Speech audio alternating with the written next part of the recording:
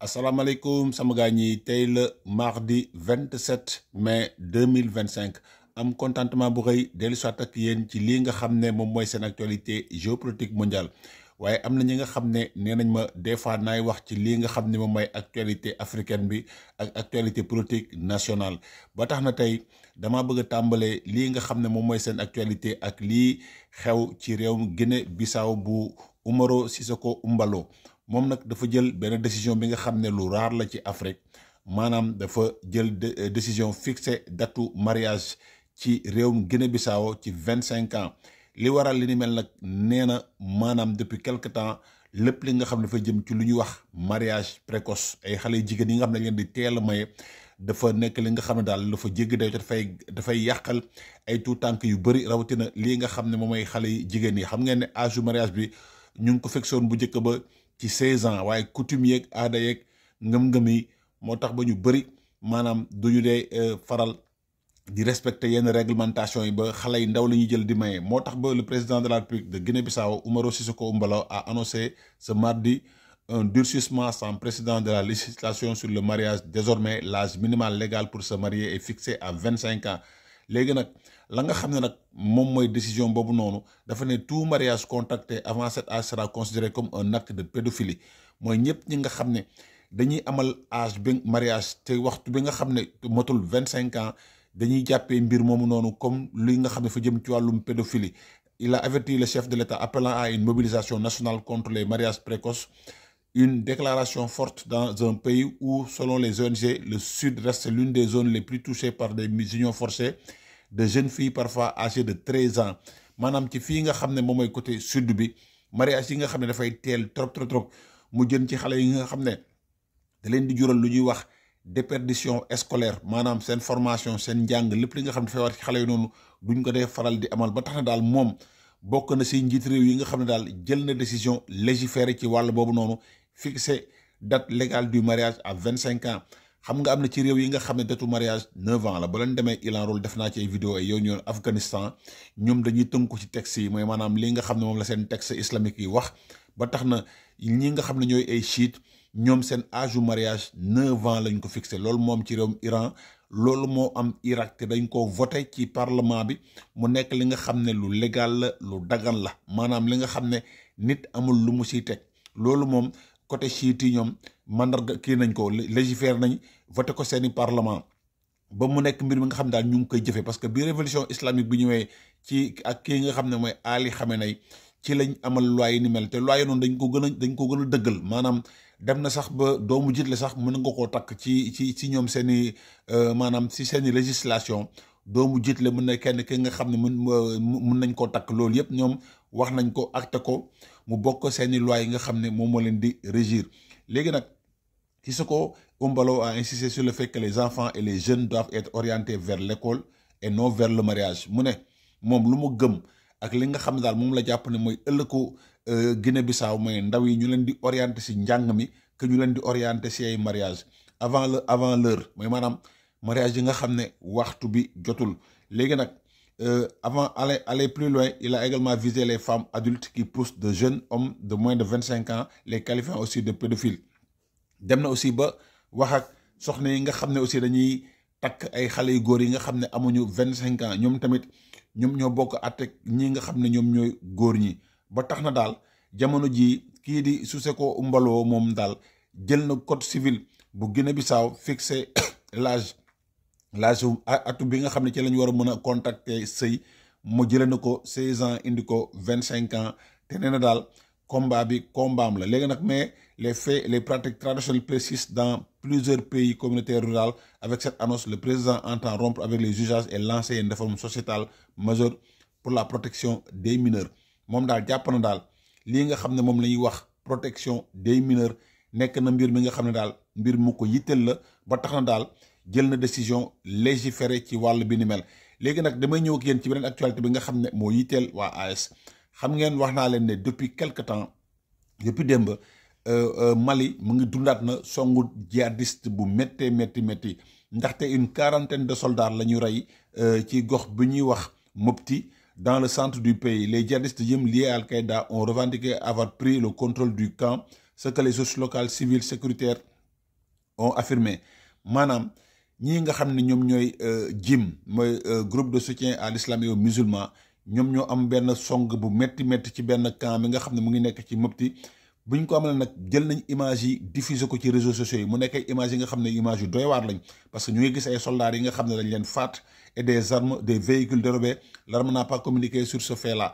xam ngeen yàgg naa leen wax ne leen ñii nga xam ne ñoom ñooy waa AS chaque fois bu leen terroristes yi jekkoo du ñu dee faral di am communication silence rajo la ñuy maye te ñoom jihadistes yi dañuy communiquer ndaxte ñoom lépp li nga xam ne ñaawteef la ñu def ko dañ koy fësal seen réseaux sociaux yi ñu ngi ci plateforme yëpp ñu ngi Telegram ñu ngi ci yëpp yi nga xam ne daal ay site de propagande la. léegi nag song bi dafa nekk song bi nga xam ne ñu ngi koy commencé di délocaliser parce que wax naa leen ne axe bii nga xam ne mooy axe kaay mu nekk axe bi nga xam ne fa la marchandise yu bëri jóge Sénégal di jaare foofu tam ñu ngi fay amal ay song yu bëree bëri te loolu yëpp pour gën a déstabiliser lii nga xam ne moom mooy waa AS. xam ngeen ci beneen wàll bi aussi Niger dund na benn song bu méttee métti les images d'attaque diffusées par le JIM pendant le week-end sont effroyables. On y voit des corps de nombreux soldats morts au combat. maanaam ñoom image yi nga xam ne ñu ko fësal dañoo waree ñi nga xam ne faat nañ leen ñooy fama ñu faat leen ñu fësal ko. Ils mettent en scène à l'intérieur du camp qu'ils saccagent et incendient lépp lañu filmer maanaam camp bi dañ ko filmer saccagé ko ba pare jël nañ ay véhicules armes munitions téléphone papier identité des soldats tués maanaam soldats yi nga xam ne dañ leen faat lépp li nga xam ne seen i kayit la ñoom dañ koo jël teg ko loxo. ñoom daal jël nañ seen temps ay waxtu soutien ñëwul renfort ñëwul dara ñëwul drone ñëwul. léegi nag ñoom mbir mi bu ñu wax le JIM revendique la mort de quarantaine de militaires maliens au bilan particulièrement lourd de 41 soldats précisément. léegi nag li nga xam ne moo ci am maanaam camp bi nga xam ne mooy le camp de Djoura a déjà été visé à plusieurs reprises par des djihadistes du JIM maanaam camp bi nga xam ne mooy camp wu Djoura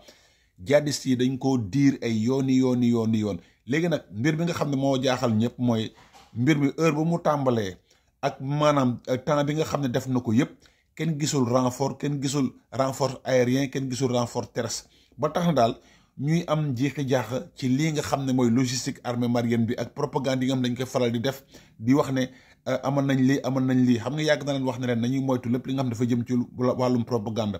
L'armée malienne n'a pas communiqué sur cette attaque et wax naa leen ko moom communiqué wul mais li nga xam ne daal moo ci gën a doy waar mooy maanaam renfort bi teelul woon ñëw ñoom xaar nañ ay diir gisuñu renfort terrestre gisuñu renfort aérien te yaakaar naa ne drone Bayraktar yi gaaw na benn peeru gaaw bi nga xam ne pour mu yegg sur zone warul mën a def ñaari waxtu te ñu ne song bi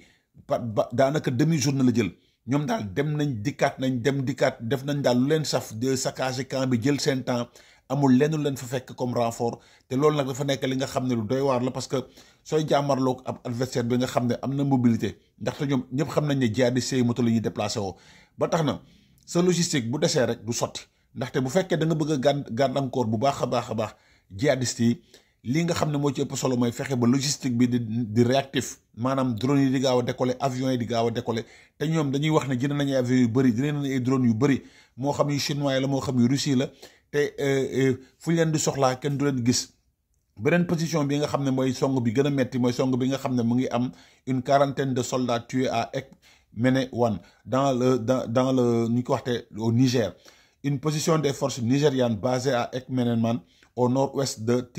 Tilia, région de Tawa, a été la cible de le 25 mai d'une attaque djihadiste d'une grande violence mooy dimanche bi nga xam ne ci lañ jógee foofu tamit ay forces spéciales la gars yi defal bagage maanaam ñi nga xam ne ñuy duppee mooy ñi nga xam ne ñoo gën a xarañ ci armée nigérienne ñoo di wax ay forces spéciales ñoom lañ rey ñoom ñëpp. Des hommes armés ont pris d'assaut la base des forces spéciales nigériennes à Ekmene One dans la région de Tawa. Les dégâts sont énormes, plusieurs dizaines de soldats ont perdu la vie foofu tamit soldats yu bëri te ñooñu ñooy forces spéciales yi mooy ñi nga xam ne ñoom ñoo gën a xarañ ci armée nigérienne. Dimanche matin des centaines de motos ont attaqué le campement des gardes nationaux du Niger. Ekmene s'est rapidement retrouvé submergé après des échanges de tirs de soldats maanaam bi nga xamee ne song bi am na ci saa si rek maanaam ñoom dañ leen dépassé parce que gars yi dañuy mel ni ay mët lu ñuy wax mët mooy comme ay xaj yu dajaloo dañuy bëri benn peeru bëri bi nga xam ne maanaam booy xeex ak ñoom mën nga jeexal sa chargeur te du tee day mel ni dañuy gën a sakkan. Sur le terrain, 11 corps ont été enterrés, les autres ont été inhumés le lundi matin à Tawa en présence du chef d'état-major général Moussa Salomo Barmou. Ce n'est pas la première fois que Ekmene subit une attaque en septembre 2024 fii tamit même songee la te encore amaan na beneen attaque terroriste bi yoon ci mine d'or traditionnelle bu nekk Narana. 2 Chinois lañ fa enlevé yàq lépp li nga xam ne matériel la bu ñu doon utiliser ay machines. Selon les témoignages recueillis sur place, les assaillants lourdement armés ont pris d'assaut la mine en pleine nuit, incendiant plusieurs engins et installations. Des équipements de forage, des abris ont été détruits, plongeant les ouvriers dans un climat de peur et d'incertitude. Et ñoom yóbbaale nañ bi yoon ñaari Chinois lañ yóbbu yi nga xam ne doon liggéey ci mine d'or boobu noonu yàq saccagé matériel bi yëpp. Ça rappelle la vulnérabilité persistante des zones aurifères exploité de manière artisanale maanaam jamono ji lépp li nga xam ne ay zone aurifère la yi nga xam ne dañ fay exploiter or bi ñoom ñëpp ils sont exposés à des risques parce que jihadistes yi ñoom loolu mooy seen leen di mandargal mooy maanaam semer la terreur fexe ba activité économique bi dox fexe ba daal ba gàntal ñëpp fexe ba daal tiitaange mooy li nga xam ne moom la ñëpp di yeewoo moom la ñëpp di fanaanoo moom la ñëpp di yendoo ma jóge ci actualité bi nag ñëw ci actualité géopolitique mondiale bi ginnaaw bi nga xamee ne jamono ji seen xarit Vladimir Poutine moom il a le vent en poupe ndaxte armée mu ngi xuus bu baax a baax di nangu ay terrain vitesse de progression gaaw na nommé na benn chef d'état-major général bi nga xam ne am na expérience ci wàllum guerre ndaxte moom moo mën a combat Mariupol mën a combat siège Kharkiv même bu fekkee ne sax jëlee na fa ay gaañu yi nga xam ne waxoon nañ ne ñàkk na bakkanam waaye dellu siwaat na gën a xarañ gën a ñoŋal lii nga xam ne mooy taxawaayam léegi nag ci lii nga xam ne moom mooy zone tampon bi nga xam ne moom la armée bu russe bëgg te Dimitri Medvedev wax ne ñoom maanaam indi benn carte bi nga xam ne daana desew bàyyi ñu dara ci Ukraine lépp lañ téq ci la Félix Merz yëkkatee kàddu di wax ne bés ni ki tey réewum Ukraine kenn dootu ko gàntal ngànnaay nga xam ne dañ ko koy jox muy moom Allemagne muy France muy Angleterre léegi nee na ñoom bàyyi nañ di gàntal comme ni ko Olaf Scholz doon defee lank ne du joxe Russes allemand yi nga xam ne mën na am portée 5000 kilomètres. Le chancelier allemand a affirmé lundi que les principaux alliés occidentaux de l'Ukraine, dont l'Allemagne, ne fixaient plus de restrictions sur la portée des armes fournies à Kiev, sans toutefois dire concrètement ce qu'il signifie. moom daal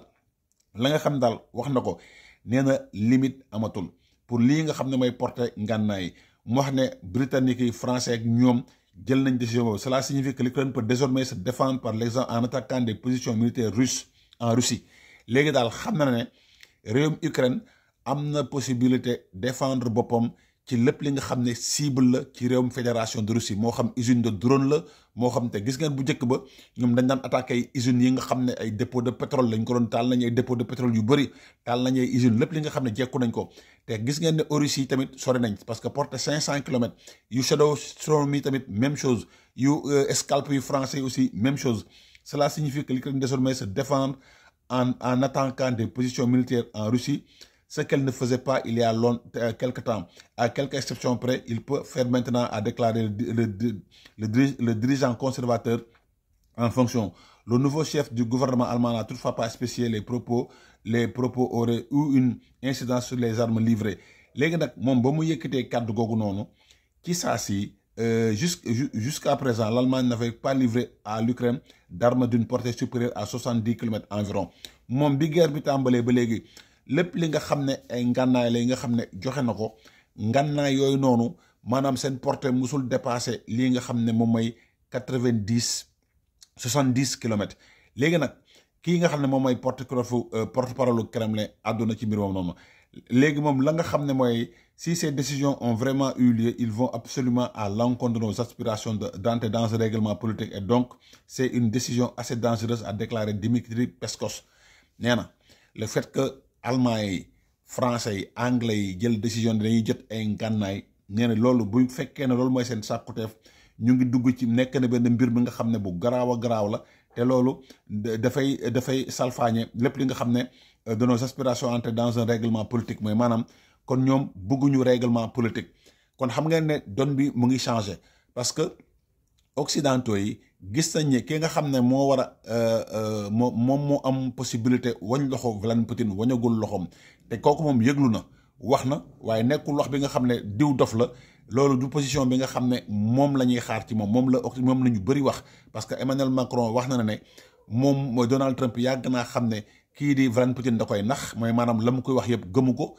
dund ko te moom mu ngi woyandi daal di teen defal ba léegi. kon léegi jot na mu jël décision te décision bi kii nga xam ne daal moo mën a changer véritablement la donne moom mooy kii nga xam ne moom mooy kii duñ ko waxatee moom mooy njiitu réew Amérique kooku moom bu ko amalee rek dina fekk décision yi nekk li nga xam ne décision yu baax lay doon te moom jëlagul décision noonu lii laan bëggoon illustré actualité géopolitique mondiale seen xarit la woon Léon Baltasar le Caméléon di la ñaanal guddeeg jàmm ak salaam.